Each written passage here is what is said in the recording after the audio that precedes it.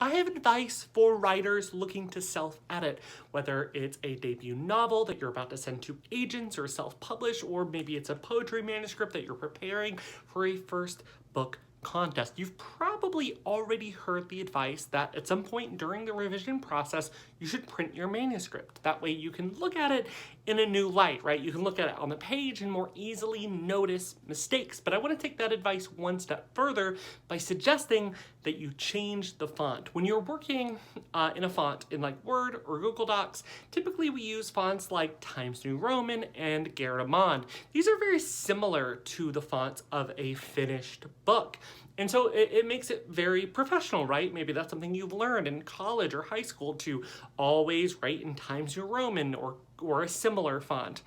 And by changing the font to something that's actually kind of stark or ugly, I suggest Courier, which is very boxy, or my personal favorite, Comic Sans. So that way, like, the font is kind of ugly.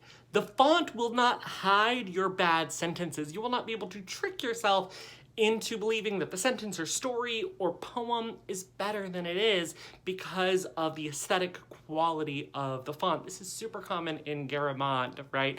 Writers love that font. I don't even know if I'm saying it right. Is it with a hard G, a little? I don't really know.